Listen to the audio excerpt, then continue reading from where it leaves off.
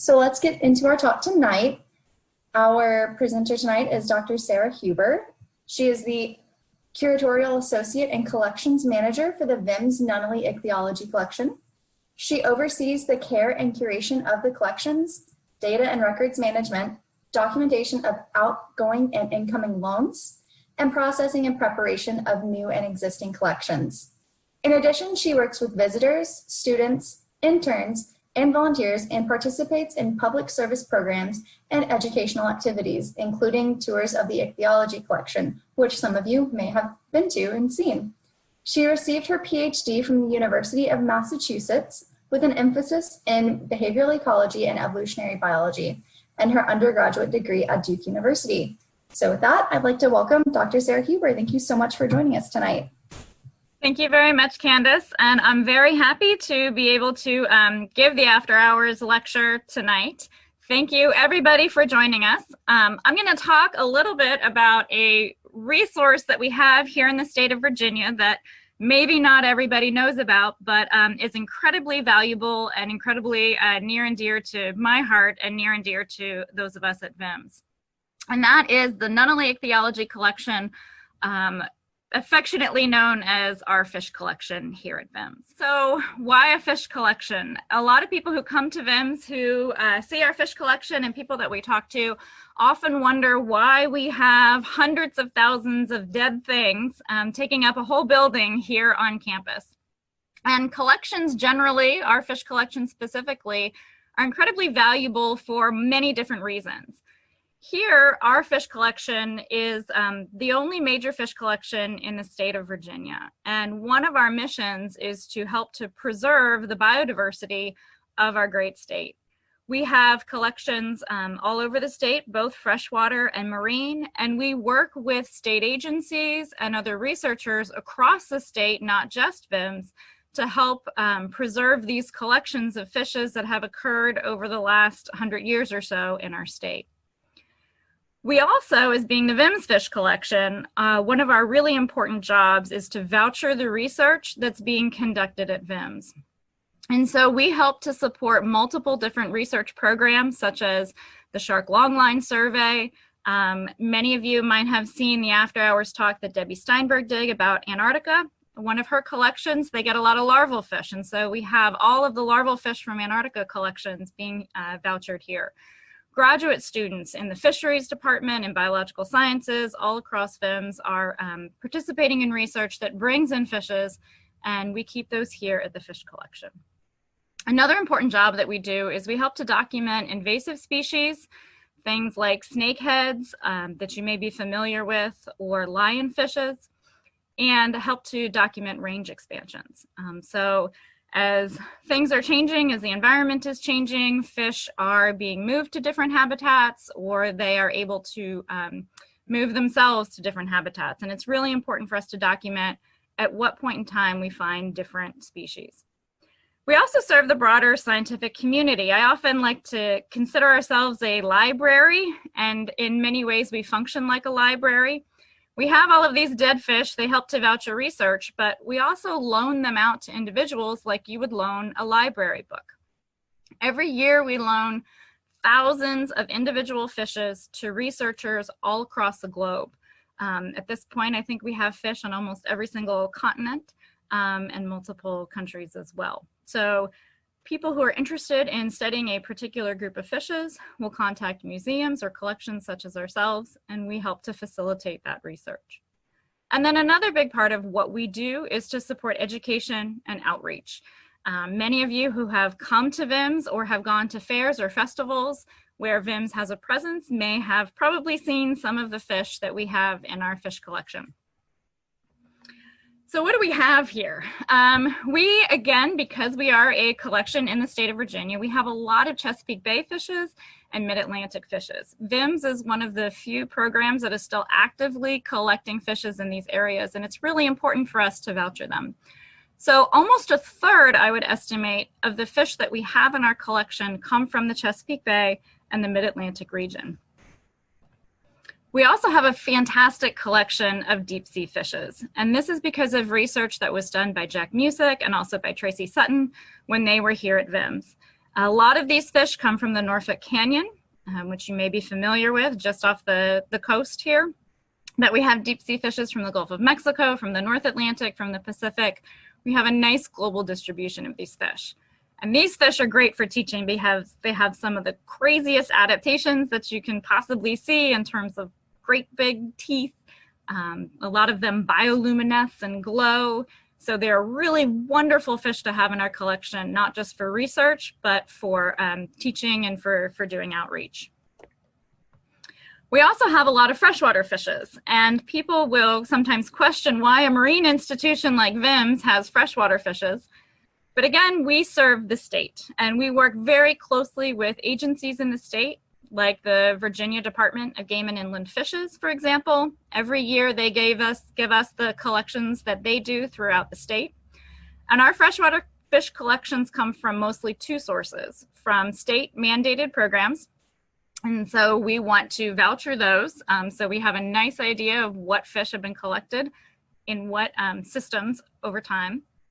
But we also have a collecting trip that the ichthyology students at VIMS do that they have been doing for 50 years now to the western part of our state.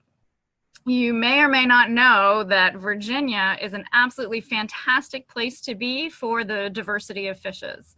And one of the reasons is that we have all of these different river drainages that are isolated from each other. So you can go to the James River drainage, or you can go to the Roanoke River drainage, or you can go out to the western part of the state into the New River drainage, and you can find different fishes in those different river systems. And with an ichthyology class, it's a really wonderful opportunity to not just get students in the field, but to get students identifying fish. They can be very challenging, some of them, like our little minnows and shiners can be tricky to identify. The fish that we have in the photarium here is a candy darter. It is one of the most beautiful fish that you will see, I think, in the entire state of Virginia. It is currently a listed species. It's endangered in the western part of the state, and part of our collections we do in conjunction with researchers in the Virginia Department of Game and Inland Fishes who are trying to understand more about what has been causing declines in this population. So our collections are really helping to voucher those specimens for that research. We also have a pretty amazing collection of larval fishes. And this is one of my favorite collections that we have here at VIMS. We have had multiple programs collecting larvae throughout the years. Right now, some of our coolest larvae are coming from collaborations that we have with Debbie Steinberg. I mentioned earlier about the Antarctica larvae that we have, but she's also done some really wonderful collections off the coast of South America and in the Sargasso Sea, around Bermuda and those areas, and we've been able to pull out some very incredible larvae. We're currently in the process of trying to pick all of these larvae out of her collections, identify them, and catalog them. And when we finally get through all of our larvae, we will probably triple the size of our fish collection. That's how many of these itty bitty guys we have floating around. Now, larval fishes are incredibly cool because marine larvae, they often have a larval form that looks incredibly different than the adult form. And that can make them very tricky to identify. And we've been very fortunate to have some expert taxonomists that have been working with our larval fish collection. Cyril Muffelman is currently doing so. Peter Constantinidis was a postdoc that was here, and Nalani Schnell was also a postdoc that was here. And they really did a spectacular job identifying a lot of our larval fishes. Another source of collections that we have are orphaned collections. The VIMS fish collection is really the functional state fish collection, and part of that is attrition. The University of Richmond in the 1990s decided to divest of their collections. VIMS took them on, so we got roughly 6,000 lots, about 53,000 individual fish from the University of Richmond, and these are primarily freshwater fishes. The Chesapeake Biological Laboratory, which at that point had some of the best collections of fishes in the Chesapeake Bay, as well as the surrounding river systems, they gave us their collection in the 70s, and that's about 3,000 lots of fishes. VCU, slightly smaller, but they have also divested in their fish collection, donated it to us. A couple years ago, the College of William and Mary divested of their fish collection. We took it on, and then we have a few fishes from George Mason University as well. Unfortunately, it's a trend in a lot of collections. Collections can be expensive to house and maintain, and if they're not getting used a lot, some universities have decided to use that space otherwise. We've been very fortunate that we've had the support of VIMS to take these collections on and to preserve them. In many cases, things like the University of Richmond and Chesapeake Biological Laboratory are treasure troves of biodiversity for our state and for the Chesapeake Bay. So what do we actually have in our fish collection? Hopefully someday you'll all be able to come back to VIMS and do a tour. We would love that. And we can show you all 42,000 lots of fluid preserved fishes that we have. So these are fish that come to us for various reasons. We fix them in formalin, which is a pretty nasty substance, and over time it'll actually destroy the fish a little bit. It's not very great for long-term preservation for some of our vertebrates. So what we do is we then transfer everything into ethanol. So the jars that you're looking at are fish that have been collected. These are fish that we got on our trip out west, on our Roanoke Roundup, as we call it. And these have all been preserved in ethanol. We have everything from little tiny larval fishes in ethanol all the way up to giant stainless steel tanks filled with very big things. Our two biggest specimens are sharks. We have a great white shark. It is a juvenile male. He's only about 300 pounds and about 7 feet long. So he's a big one. The other big fish that we have is a bull shark that was actually caught, I believe, in the Patuxent River. It was caught in the 1950s. That was part of the Chesapeake Biological Laboratory's collections that they gave to us. We have a lot of other large sturgeons. So we work with, again, state agencies to voucher things like fish that wash up on beaches. So anytime a sturgeon, for example, washes up, we will go get it, put it in our collection to preserve. We also have some large billfishes and other really, really cool big stuff. We also have about 500 skeletons. The skeletons that we make, everybody wants to know how you make a skeleton. There's a couple ways. My favorite way to do it is using a beetle colony. So here at VIMS, we have a colony of dermestid beetles. Dermestid beetles, they live outside. You can find them in the woods around here. They help to break down things that die naturally. We use them to help us make skeletons out of different fish. And so it can take anywhere from a few weeks to several months, depending on how large the specimen is, for the beetles to take care of it. We will try to prepare the fish as much as possible by removing skin and muscle and the innards, and then we dry it out before we give it to the beetles, and then they will consume everything that's left except for the skeleton. We can take it out and get a very nice, what we would call an articulated skeleton, where all the bones are stuck together. Occasionally, the researchers who are studying the fish want a disarticulated skeleton where all the bones fall apart. And we can do that with our beetles as well. We just leave it in there a lot longer. Sometimes if you want a very disarticulated skeleton, we can sometimes water rot those specimens, and it sounds just like what it is. We put a fish in a jar and let it rot, and it's my least favorite way to prepare a fish, so I make our curator do that one. We also have roughly 800 lots of cleared and stained fishes. Clearing and staining is a process that's used to study morphology, primarily of smaller things. You can think of them as baby fish or larval fish. Juvenile fish are good for the clearing and staining process. What clearing and staining allows us to do then is look at the skeletal system of something very small that maybe our beetles might eat. If you put in a 1 or a 2 millimeter specimen into the beetle colony, they will eat the entire thing. Now, what the clearing and staining process does is it allows us to differentiate between bone and cartilage. And so the blue that you're seeing is cartilage. We use Alcyon blue, and that helps to bind to the cartilage to allow us to see which structures in that fish are cartilage. And then we use alizarin red, which is that purpley red color that you're seeing, and that binds to the calcium in the bones.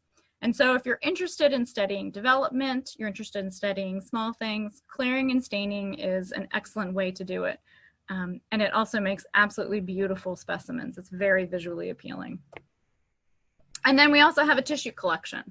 So now that a lot of research can be done looking at the DNA of individuals, every time we bring a specimen into the lab or we bring it into our fish collection, before we preserve it in formalin, and formalin will destroy DNA, so before we preserve it, we will either clip a piece of the fin or we will take a piece of muscle, and we put that in 95% ethanol and we keep it in a -80 freezer. And that way we can then do DNA studies on any of the fish that we have in the collection. We have some very cool, rare things in our fish collection that we are incredibly proud of. If you do come to VIMS and you come to Waterman's Hall, you will get the opportunity to see our coelacanth. There are very few coelacanths in collections. Ours came to us. We actually got 2 coelacanths in 1987. The Explorers Club had 3 specimens, and they put out a call for researchers to apply to get a fish to study. And Jack Musick, who is in the picture here, if you see the gentleman in the red sweater directly behind with the large mustache is Jack Musick, who was at VIMS. He was able to get us 2 coelacanths. One is on display. The other one we actually gave to Kansas, University of Kansas Biodiversity Center as part of their fish collections on a permanent loan. And what Jack did when he got this fish was he had a big dissection party. And so that's the crazy ichthyologist party there. Researchers from all over the world came to VIMS specifically to dissect and study the coelacanth, and multiple papers were published trying to understand its biology, its anatomy from these individual specimens. Coelacanths are very cool because they are considered a living fossil, and they weren't discovered until earlier in the 1900s. There was a specimen that came in, and so it has a very, very nice story. It's very rare, and we're very fortunate to have such a beautiful specimen in our collection. We also just recently, in 2017, we got a fine-tooth sand tiger. This is only the second one in 50 years that NOAA found on their surveys that they do in the Atlantic Ocean. And we were very excited to get this very large shark. And in the spirit of learning, we also had a dissection party. We invited several scientists and shark biologists to come. That bottom picture with the 3 gentlemen that you see is Gavin Naylor, who is a geneticist at the University of Florida in their museum, Jack Musick in the center, and then Jose Castro, who is also a very well-known shark biologist. The top picture, the gentleman in the yellow shirt leaning down over its head is Willie Bemis, who is at Cornell in their fish collection. And he came down, interesting story, he got the 3rd coelacanth in 1987 of the 3 that the Explorers Club got. But Willie came down in 2017. He's a shark biologist and anatomist as well.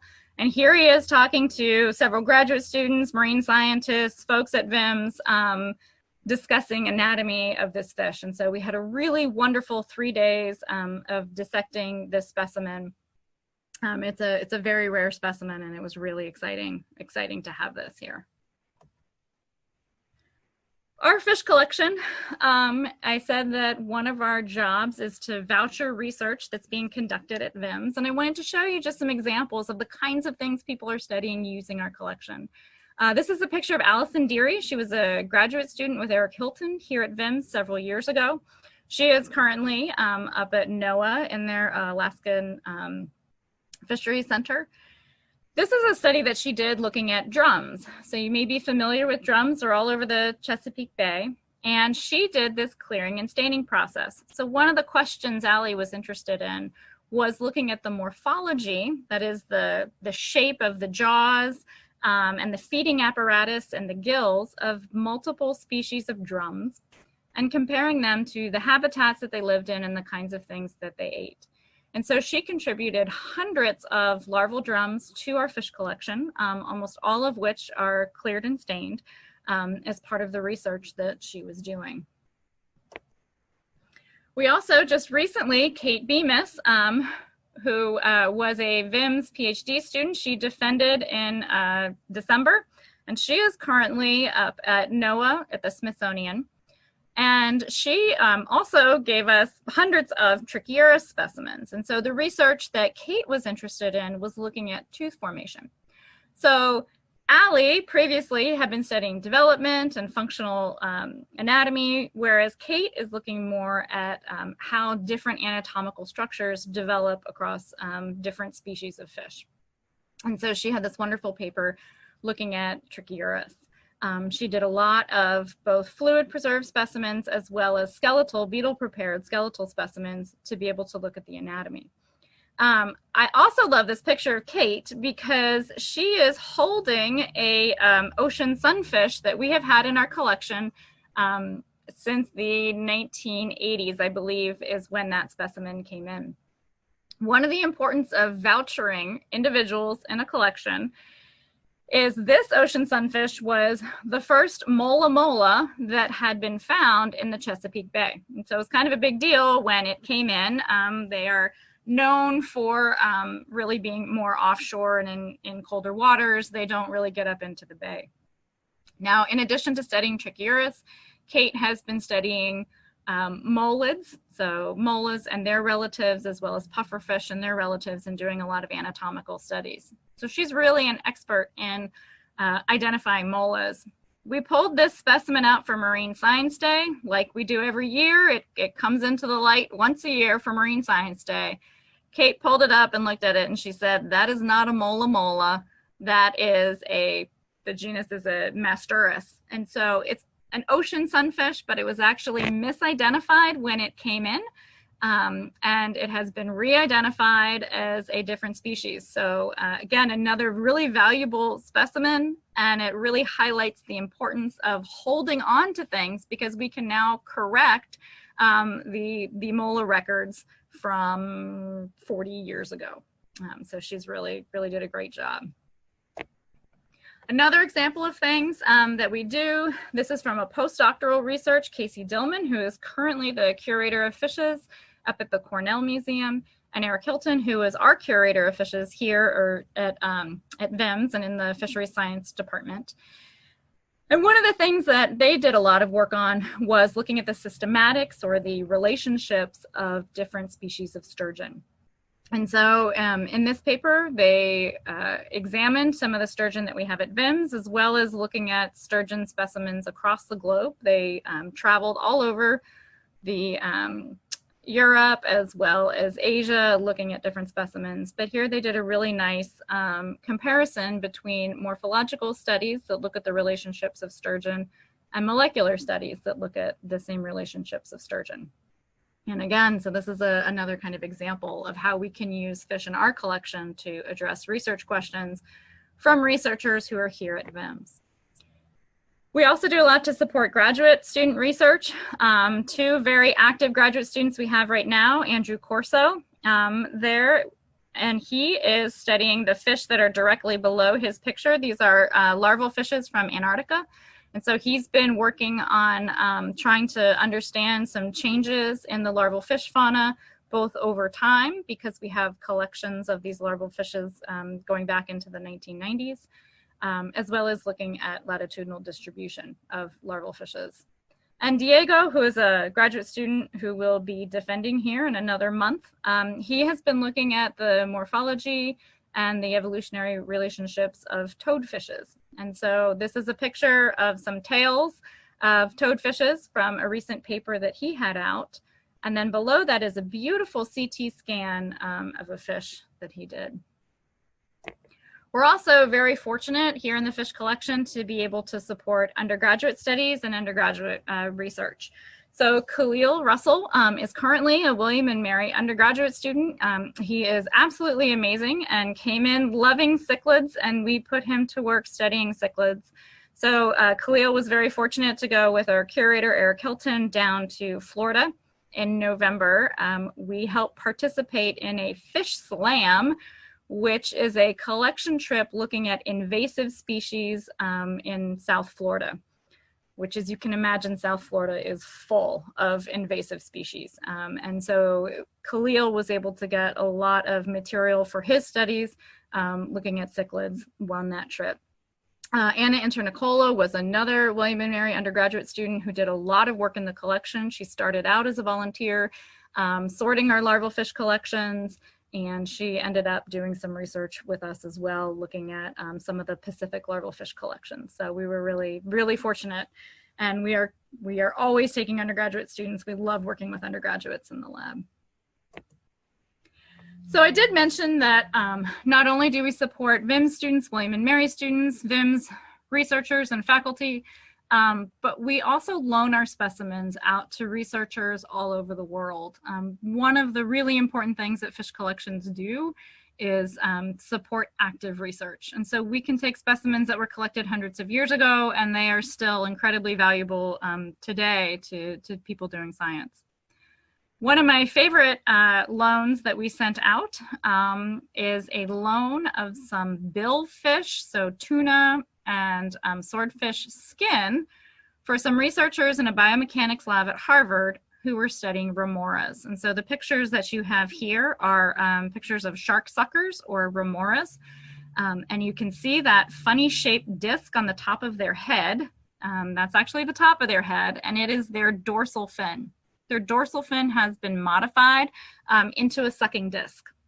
And it turns out that remoras have the best suction cup known to man. We cannot create a suction cup that is as good at holding on to things as remoras can. So if you think about it, a remora can hang on to a turtle, they can hang on to a tuna, they can hang on to a shark, to a whale, to a dolphin, to very, very different substrates. So very smooth turtle shells, smooth skin like a whale.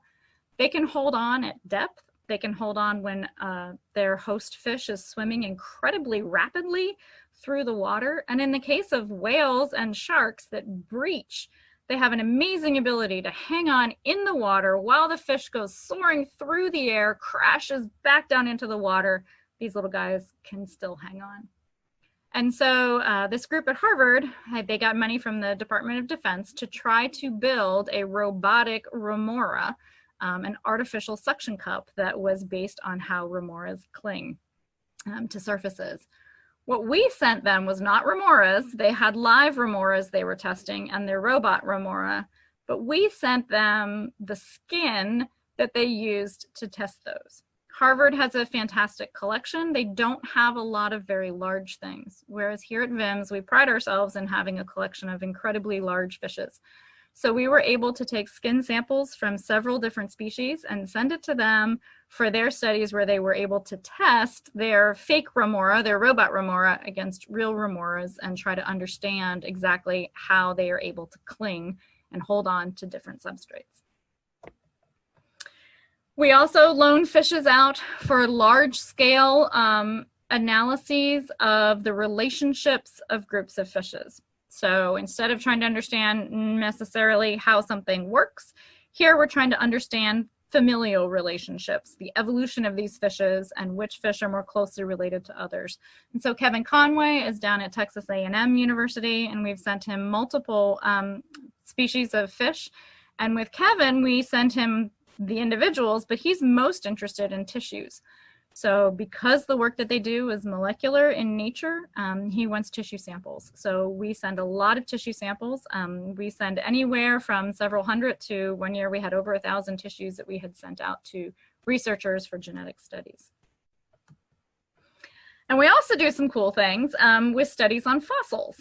So while we don't necessarily have fossils here in our collection that are cataloged, that are made available to the scientific community, this individual from the museum in Switzerland, they were studying the stomachs of fossil fishes. Now, if you want to understand a fossil, oftentimes you need to compare it to the living or the extant species that is very similar to it. Patrick McGrath, who was a graduate student here at VIMS and still works as a marine scientist here at VIMS, he studied gar for his PhD, and he brought in a lot of very big gar to the fish collection. So we got those specimens in support of research that was being done by VIMS scientists.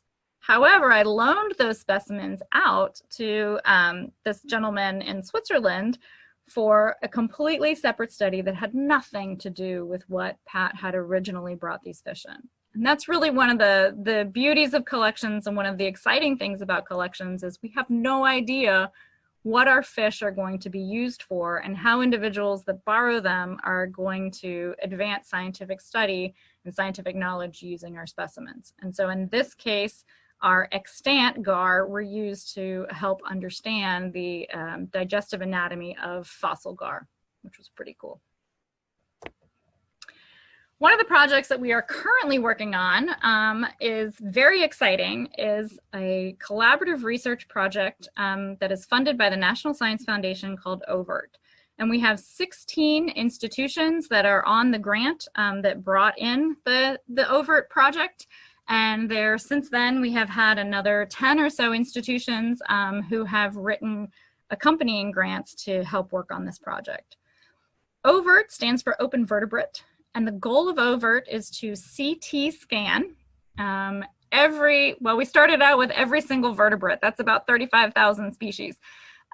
We decided to be a little bit more parsimonious with our scanning, and we've done approximately 10,000 species, which is still not bad at all. And we still have a year and a half left on the grant, and we will be continuing to scan multiple individuals.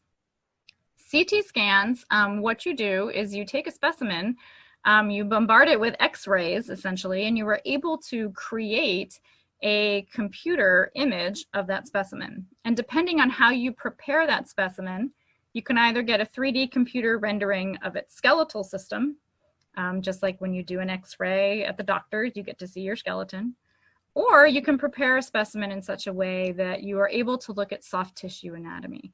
And the soft tissue anatomy can be incredibly cool. So the example here is one that we used in our proposal, and it's a frog, not a fish, but it's a frog, and it's showing you all of the different things that you can do once you CT scan an organism. Now, I should mention that CT scanning doesn't damage the animal, and so it comes back to us looking just the way it did when we sent it out.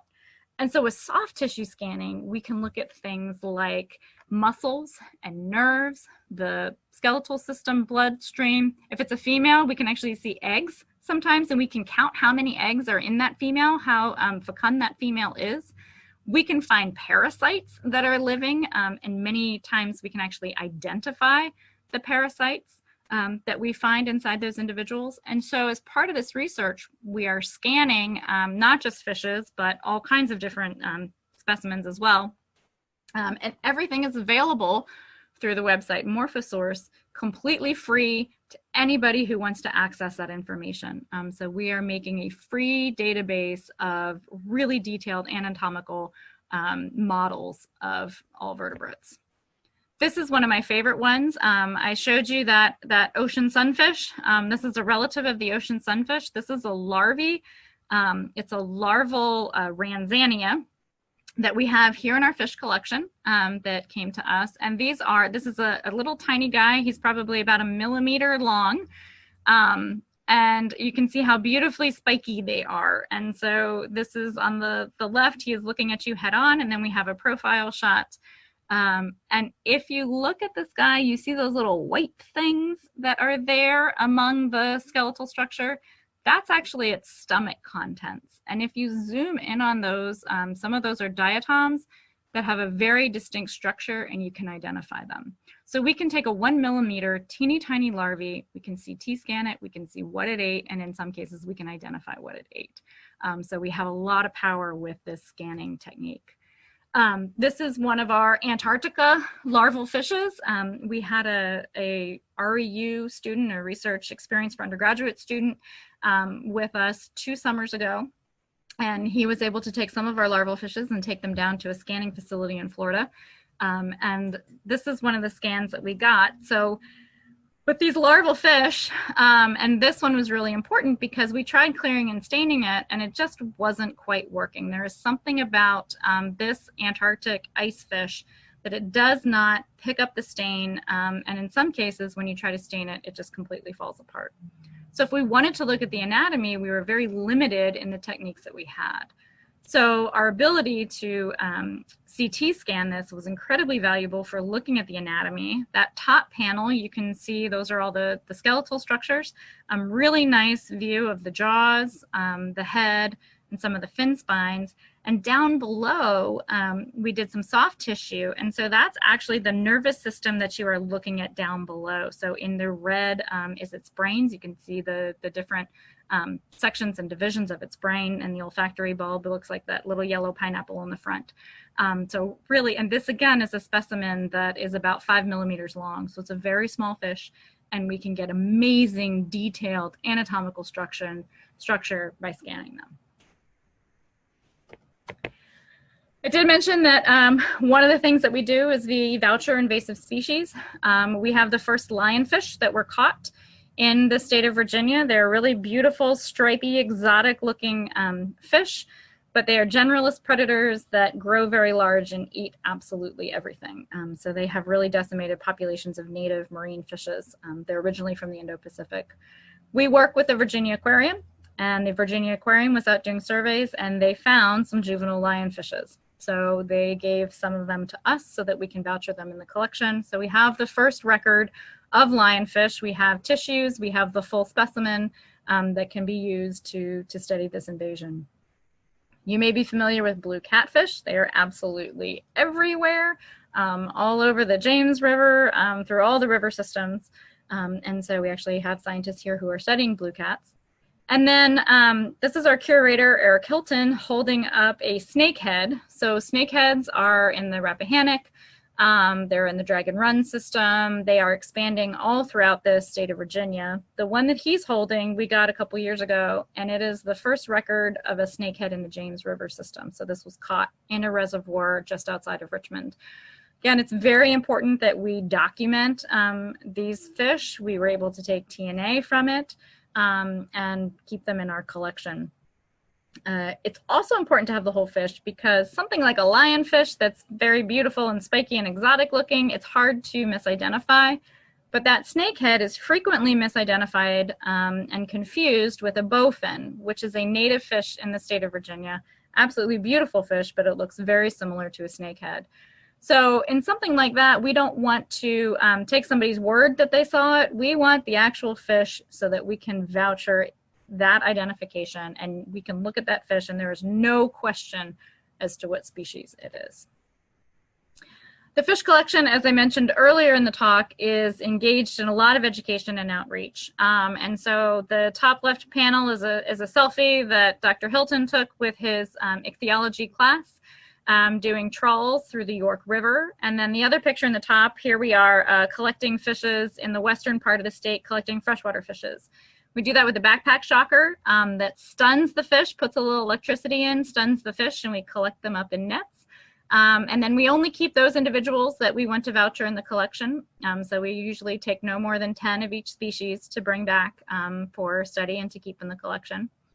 The bottom panels, with everybody with their microscopes there, as part of a NSF grant that we got to identify and sort our larval fish collections, we were able to host a series of workshops here at VIMS, and we brought in internationally known and renowned taxonomists to teach people about larval fish identification. And so we had about 25 participants from all over the world, literally all over the world, that came in specifically to look at our fish because we have such an amazing diversity of larval fishes and to learn from some of the best larval fish taxonomists. So that was a really exciting workshops that we were able to do.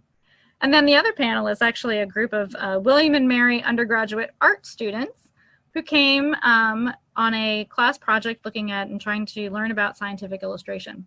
And so they were able to come look at some of our resources that we have of beautifully illustrated fishes from 100 years ago, but also to look at our specimens and learn about how the importance of morphology and studying real specimens, how valuable it is to the art form of scientific illustration.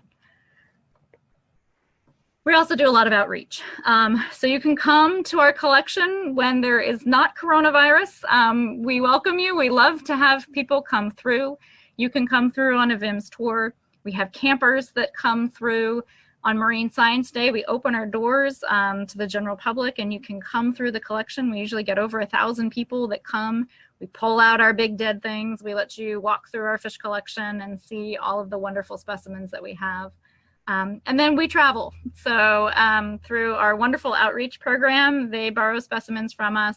Sometimes I will go out to festivals, to school groups, and we're able to take the fish that we have in our collection and take them out into the community so people can learn about what we have. And we wouldn't be able to do any of this without a wonderful group of volunteers. So we've had volunteers who have helped us at every stage of the way, every stage of our process. We have undergraduates and high school students who come volunteer in the collection. We have folks who have retired and really want to help out volunteer in our collection. We've been incredibly fortunate to have some really, really wonderful people who have passed through our doors. And given the large size of our fish collection, it is incredibly important for us to have people help out. And we're really glad to give folks the opportunity to come look at some cool fish and do things with us.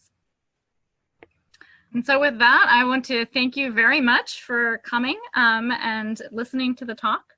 And I will turn it over to Candace to help me figure out any questions that you might have.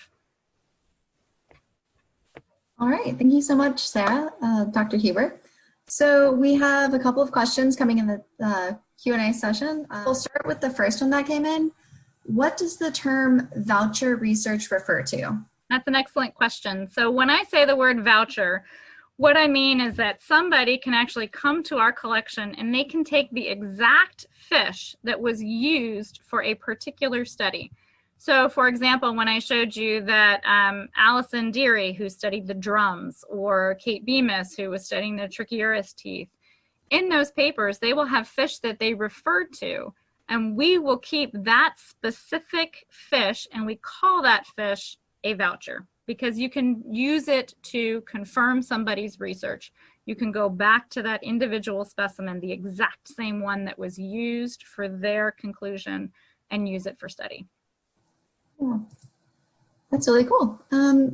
What is the difference between ethanol and formalin fixing? So you can preserve things two different ways. You want to basically keep mold and bacteria from growing. And so with formalin fixing, you actually inject the specimen with formalin. That helps to kind of rubberize that particular fish. It's very good for things that are small as well as things that are extremely large.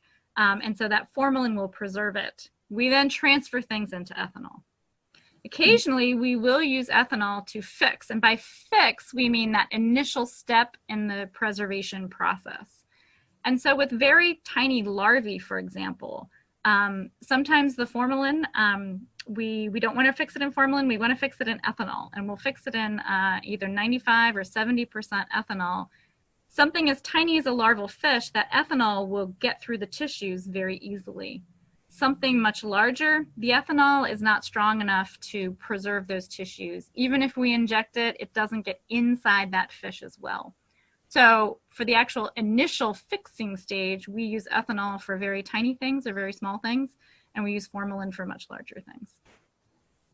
Gotcha. So how much space/capacity do you have to continue to expand the collection, or how big can you get? We never have enough space. We can just go, go, go. Space is the hardest thing for a fish collection to deal with.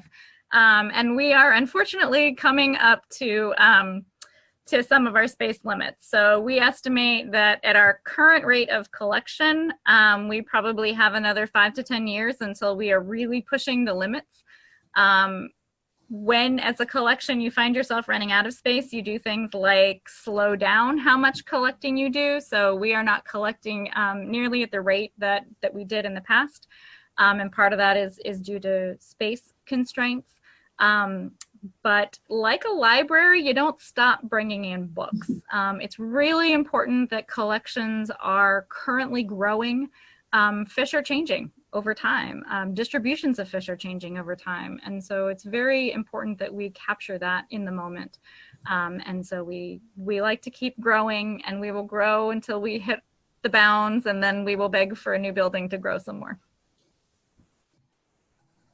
Can the skeletonizing process with the beetles be used on cartilaginous fish? Not very well. So beetles will eat cartilage. So if you are going to use beetles on a cartilaginous fish, you usually want to do it on something very large, like a shark, a larger shark or shark jaws. But ideally, something with cartilage, we don't like to put into the beetles. And so in that case, frequently what we do is simply dry out the specimen, and we can dry it out with alcohol, and then we will keep it in a nice case with desiccant so that it doesn't mold. We try to keep things at low humidity with skeletons, dried skeletons. But mainly with cartilaginous things, if it's big, we try to either keep them in ethanol. So we have actually a lot of shark skeletons that we keep in ethanol.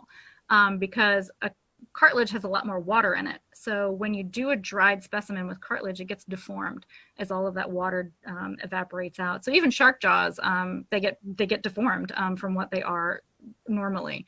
So we try with cartilaginous things actually not to make a dry skeleton if we don't have to.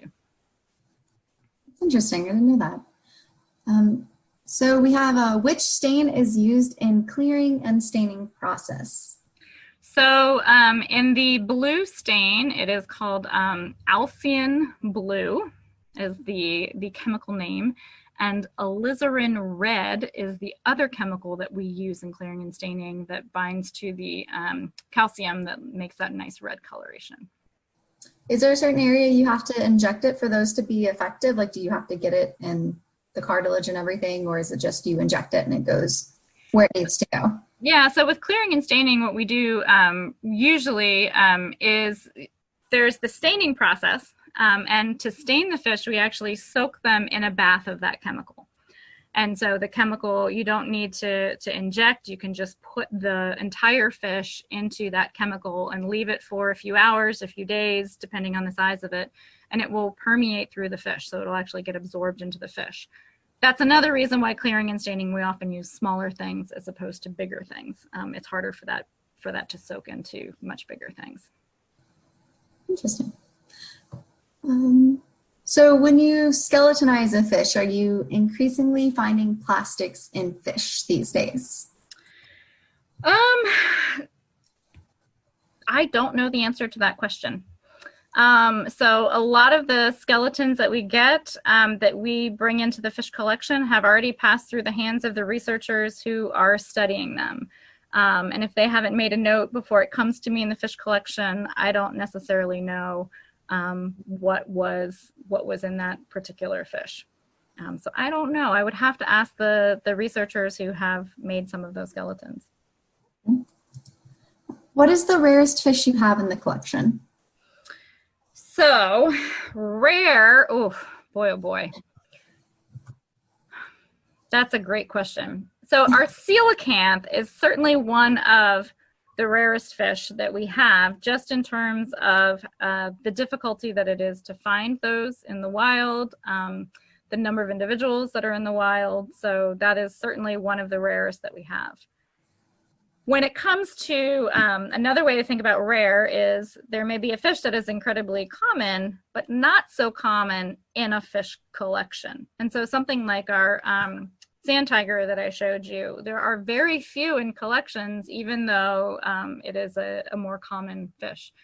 So we have rare in terms of distribution in the wild, and then we have rare in terms of distribution in collections. Interesting.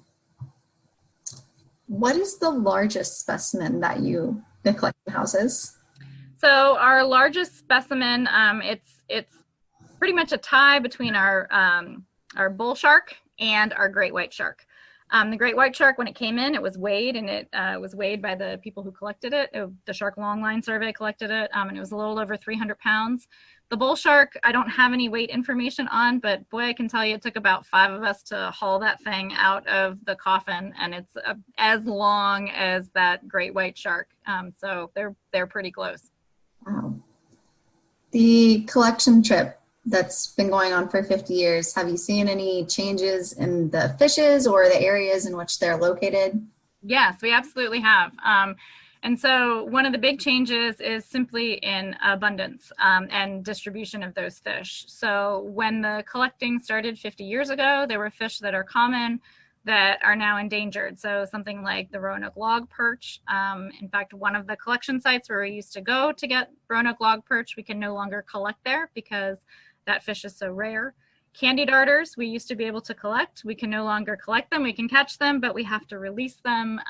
We can't collect them anymore because they've also become endangered. So one of the things that we have found is some of these specimens that were very common 50 years ago, these species, are not so common anymore.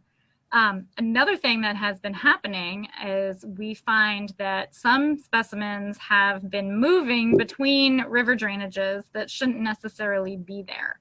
And we've also found some instances of things that are hybridizing. So what happens is, if you've ever been, one of the reasons we love taking our students out west is because in a couple hours you can hit multiple river drainages, and so all of these different fauna. If you're a fisherman, oftentimes you will use a little shiner for bait fish. And so you may collect them in the morning when you are in the Roanoke drainage, and then at the end of the day when you're in the James River drainage and you're finished, you may take those little shiners, and instead of killing them, you just release them back into the stream because you didn't finish using them for bait.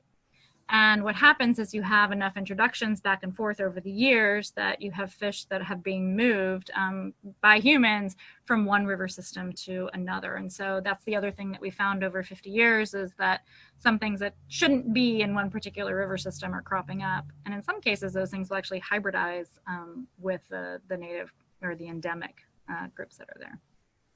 So when they do that, does their spawn become sterile, or can they continue to reproduce? We don't know. That's a great question. Interesting. That's really cool. Let's see. Run out of questions here. So my question is, what is your favorite fish in the collection?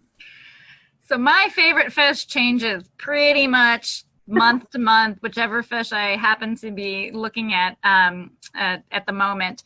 One of my favorite fishes that I like to show people on tour is a stoplight loosejaw, and it's a very cool fish because it will bioluminesce. It's a deep sea fish that bioluminesces, but instead of producing a white or bluish light like all other bioluminescent creatures, it produces a red light. And that's incredibly cool because they are also the only fish that have red light receptors in their eyes. So when they shine that red light out, if they're shining it on invertebrates can't see red light. So they have no idea that there is a flashlight in their face. The stoplight loosejaw can see them. They can't see the stoplight loosejaw, and it can eat them up. And the same with other species of fish that don't have those red light receptors. So it's a really cool fish that has taking advantage of this visual channel that other fish don't have to be able to prey on things. And it's a beautiful looking fish. That's amazing. We do have another question. What location were the juvenile lionfish found? They were found at the Chesapeake Bay Lighthouse. Is that the only area? Have you seen them? That's the only ones that we have gotten reports of.